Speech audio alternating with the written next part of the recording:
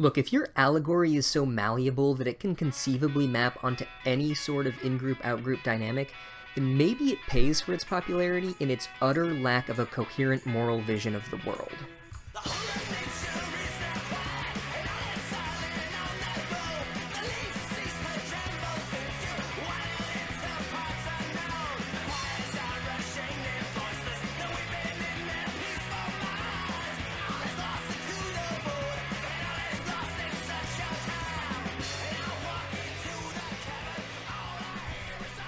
So Chapter 5, Diagon Alley. Diagon Alley? Diagon Alley? I have no thoughts on the title of this chapter.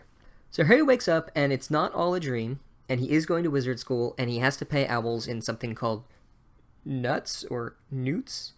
K-nuts? I don't know. And then Hagrid is like, have a cold sausage, because we're going to a bank for wizards that's run by goblins, and it's called Gringotts. And then Hagrid says that he isn't supposed to use magic, but he'll propel the boat magically if Harry promises not to tell anyone at Hogwarts about it.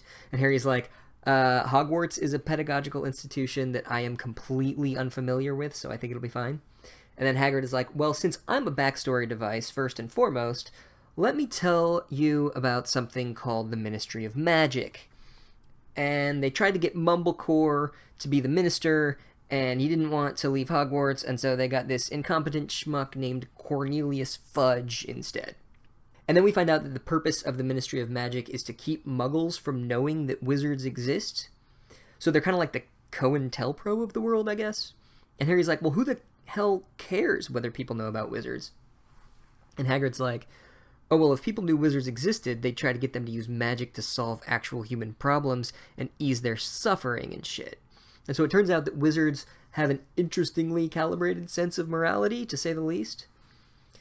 And then Hagrid is like, so I keep animals in my pockets and shoot fire from my fingers and I ride around on a flying motorcycle, but a fucking parking meter? Are you kidding me? And so then Hagrid and Harry get on a train, and Hagrid starts knitting, which is honestly adorable and makes me like him. And then, conveniently, Harry takes out his letter, and there's 2 pages. Even though he only noticed that there was one the night before, it's like all of a sudden, oh no, he didn't see that there was twice as much letter. So then it's like just a list of all these like school supplies he needs to start school. And the note is kind of funny because it's a mix of like totally banal shit and then also crazy wizard shit. So it's like the books are like Spells and Shit for Dummies by Bethesda Ballsack, and Magic Theory by Theodore Adorno, and like Fantastic Beasts and Where to Find Them by J.K. Rowling. And my favorite part is that the students can bring an owl or a cat or a toad. And I hope it's like all the toad kids get grouped together, and then like you have to eat with the other toad kids, and the owl kids have to eat with the other owl kids. And then Hagrid is so fucking weird that Harry thinks this whole thing might be a cruel joke that the Dursleys are playing. Which actually makes sense because, like, of course, Harry has massive PTSD and has only ever been subjected to, like, the totalizing institution of the Dursleys' cupboard. And then they go to this pub named the Leaky Cauldron, which I'm sure is, like, actually the name of a fucking Harry Potter-themed pub by now. And Harry meets all these drunk-ass bar people. He meets, like, fucking Dolores Armpit and, like, Matilda Mudflap and, like, fucking Cornelius Sludgefucker is there. And then Dirk Diggler from Boogie Nights is there and thinks that Harry is awesome. And then they go to the Goblin Bank. And, dude, the way the narrator describes the goblin is, like, seriously weird as fuck. It's like, the goblin was small and had a swarthy, clever face and a hooked nose and a tiny hat. I mean, like, the narrator seriously might as well have just, like, put 3 fucking parentheses around the goblin's name. So Harry gets his money from the Goblin Bank, and then he gets fitted for a robe, and there's this one kid next to him who's, like, super annoying, and he's, like, a total legacy kid. He's like, my family's been in Hogwarts for, like, a zillion years.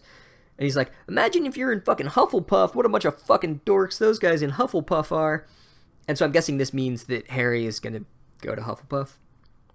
But, like, honestly, more than anything, I'm only wondering if Harry is going to bring a cat or an owl or a toad. And the kid's like, I'm a jock, and I'm going to be on the Quidditch team. And Quidditch, we find out from Hagrid, who's, again, just like the giant backstory device, is a sport that involves broomsticks and 4 balls.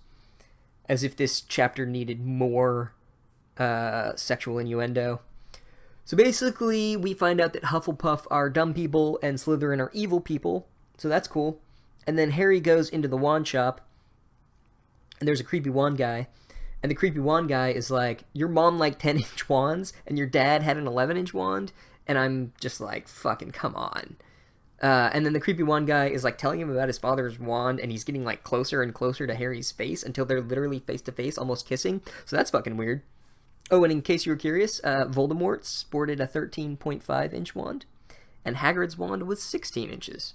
But it was bendy. But, like, it's not the size, it's what you do with it. And so then creepy wand guy is like, they broke your wand when you were expelled, Hagrid. And Hagrid is like, you're right, creepy wand guy. I definitely don't use my wand ever anymore. And then he, like, furtively holds onto his umbrella, which definitely isn't made of wand. And so then creepy wand guy gives Harry a 9-inch wand, and then a 7-inch wand, and then he settles on an 11-inch wand, and apparently the 11-inch wand has the same feather as Voldemort's wand, and that is apparently very interesting or something. And then Harry gets all emo about how everyone thinks he's special, but he doesn't know shit about being a wizard. And then for some reason, Hagrid sends him back to be tortured by his aunt and uncle some more. Like, what the fuck, dude? You saw how they treated him. I was starting to like you, Hagrid. I really was. I was like, this Hagrid guy, not bad. He knits. Knitting's fucking cool. He carries owls around in his purse or whatever, in his pouches, and that's pretty fucking cool. But then he just sends Harry back to be tortured some more. Like, bro, don't you have like a couch he can sleep on or something? This dude literally lives in a cupboard. Anyway, oh, and also Harry, he chooses an owl, but he doesn't even really choose it. Hagrid chooses it for him, which I think is a cop-out. I wanted to see what Harry would choose, because I think that Harry would have chosen a cat. That's my thought on that.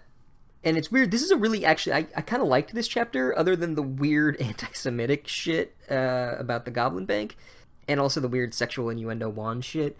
But other than that, I thought that the world building was really cool. There was like a lot of they parse out the information. They sort of parcel it out in ways that it doesn't overwhelm you, so you feel like you're kind of like sliding smoothly into this bizarre wizard world. So I like that.